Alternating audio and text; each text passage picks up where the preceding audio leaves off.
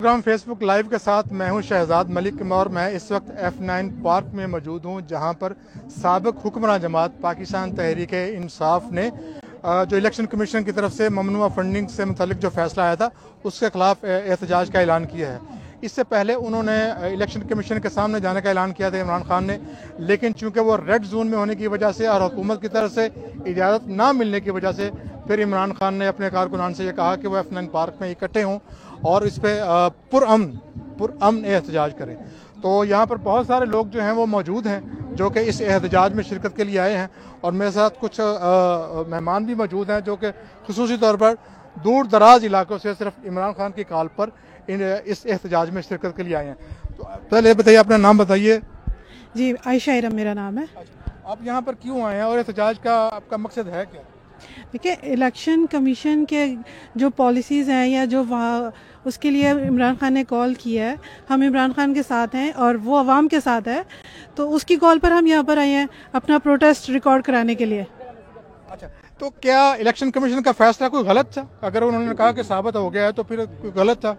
देखिए, उसकी सबसे बड़ी दलील तो ये है कि इलेक्शन कमिश्नर जो थे वो प्रेस कॉन्फ्रेंस में पीछे खड़े हुए थे ना, मतलब उनको किसने बैठने के लिए भी नहीं कहा। जहाँ पे पीडीएम के लोग बैठे हुए थे ना, वो पीछे खड़े होकर कहते कि अगर मुझे कुछ हुआ तो ये पीटीआई जिम्मेदार होगी, क्योंकि उनको पता है कि उन्होंने क्या फैसला किया।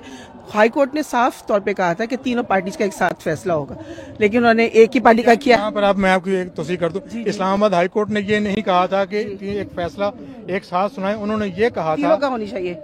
तीनों की होनी चाहिए ना, तो फिर तीनों की होनी चाहिए थी ना, फिर खाली इसकी क्यों हुई? अच्छा, ये बहुत अच्छा हुआ कि ये पहली पार्टी है जिसने अपनी फॉरेन फंडिंग या ममनुआ फंडिंग की जो है पूरा रिकॉर्ड दिखाया और उसमें शुक्र है हम सुरखरू हैं। अब उसमें जितने आपने देखा उसमें जितने भी अकाउंट थे वो 1500 और ऐसे करके पाउंड के थे और उनको उन्होंने कहा कि ये फॉरेन अकाउंट्स हैं, जो कि वो पाकिस्तानी थे। उन्होंने इंटरव्यूज भी दिए जाके, और ऐसे बहुत से हमें मिलेंगे। मैं जैसे खुद कंट्रोल सिस्टम पे में थी, यहाँ कंट्रोल रूम से काम कर रही थी और मेरे पास बखर का मुजफ्फरगढ़ का 272 था, तो वहाँ पे 44 के ऊपर बैलेट पेपर, वो बैलेट बॉक्स ही दिखाए गए पहले।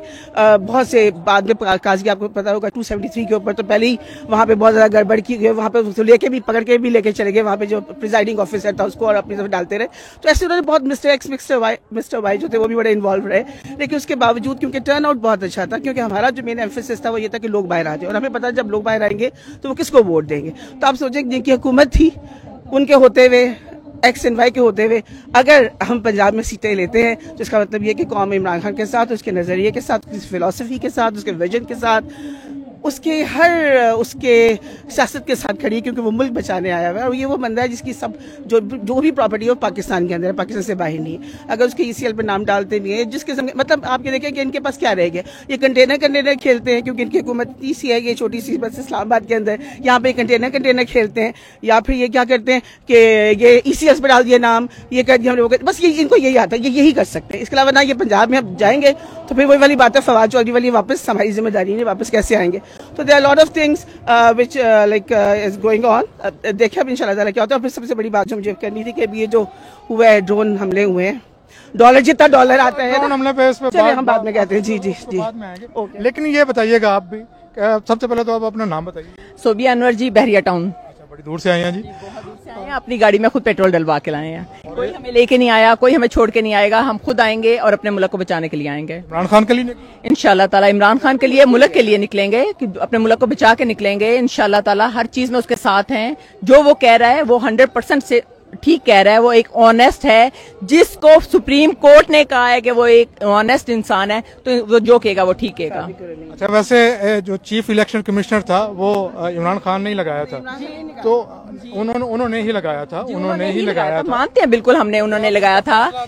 सबसे बड़ी बात है कि जब आपका दो पार्टी में डेडलॉक हो जाता है तो फिर किसी ने बीच में आना होता है। आपके न्यूट्रल्स बीच में आए, उन्होंने कहा इस बंदे को लगा दें, इन्होंने कहा ठीक है लगा देते हैं। वो इतना बेचारा सिंपल बंदा है, वो इतना ऑनेस्ट बंदा है कि उसमें जो बात करते हैं वो कहते हैं मान लेते हैं, ठीक है। अगर मैं मुल्क के लिए सिंसियर हूं तो ये भी सिंसियर होंगे। लेकिन न्यूट्रल्स ने क्या किया, उसको लगा दिया एंड उसके बाद श्योरिटी दी कि ये न्यूट्रल रहेगा। डे 1 से सारे रिजल्ट्स जो भी उसने ऑर्डर किए हैं वो इसने गलत किए हैं। एंड फिर आप हाई कोर्ट में गए, आप सुप्रीम कोर्ट में गए एंड उनको दोबारा चेंज करवाया, उन्होंने ठीक फैसले किए और दोबारा से इसको रिस्टोर किए वो फैसले जो उनसे इन्होंने गलत किए हुए थे। अभी हम क्या कहते हैं, हम कहते हैं एक इसको उतार दें, हम इलेक्शन करवा रहे हैं। इलेक्शंस गवर्नमेंट जाए, लोगों में जाए, जिसको वोट देना है दे, वापस आएगा, जिसकी मर्जी गवर्नमेंट बने, हमें कोई इशू नहीं है।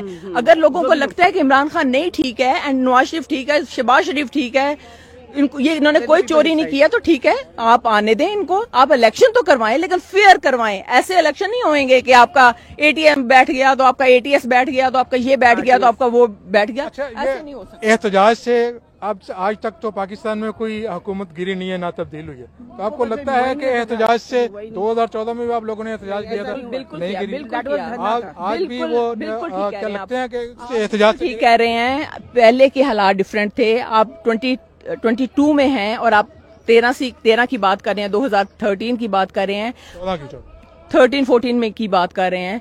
उस वक्त का बच्चा, अभी का जवान बच्चा एंड हमने कभी नहीं सोचा था कि हम घर से बाहर निकलेंगे, हमने कभी नहीं सोचा था कि हम धरनों में आएंगे, हम इनके प्रोटेस्ट में आएंगे। लेकिन अब लगा है कि नहीं, हालात बदल गए हुए हैं, सारी दुनिया आपको किस नजर से देख रही है। आप देखें, आपको किसी ने मुंह नहीं लगाया आपको पैसे देने के लिए, आप बाहर से पैसे मांग रहे हो और आप फकीरों की तरह मांग रहे हैं और आपको कोई पैसे देने के लिए तैयार नहीं है। ये इससे ज्यादा इंसल्ट क्या हो सकती है। फिर आपको जिन्होंने 100 पाउंड $100 दिए, आप कहते हैं फॉरेन फंडिंग है। मेरी अपनी फैमिली सारी बाहर है, वो बेचारे जिस तरह पैसे दे रहे, वो जिस तरह पैसे दे रहे होते हैं, जिस तरह वो मेहनत करके कमा रहे होते हैं और वो जिस तरह भेज रहे होते हैं, ये फॉरेन फंडिंग है। शेम, इससे ज्यादा कुछ नहीं कह सकते कि इलेक्शन कमीशन का कोई हाल नहीं है और हमने इसको हटा के छोड़ना है। ये इंतखाबी इस्लाहात के लिए आप सियासी जमातों के साथ क्यों नहीं बैठते? कौन सी सियासी जमातें?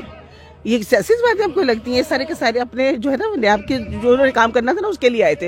ये क्रिमिनल्स हैं सारे के सारे, 60% का अभी ना आपकी जो है वो क्रिमिनल्स के ऊपर है। सबके सब मुझे अभी फर्दर जो आयद हो जाएगी तो आपको पता, इनको कहना चाहिए, हमें इनको नहीं कहना चाहिए। बहुत शुक्रिया जी। अभी इन्होंने पाकिस्तान तहरीक इंसाफ की तरफ से चीफ इलेक्शन कमिश्नर के खिलाफ एक रेफरेंस भी दायर किया गया था सुप्रीम जुडिशल काउंसिल में, जो बाद अज़ां वापस ले लिया गया है।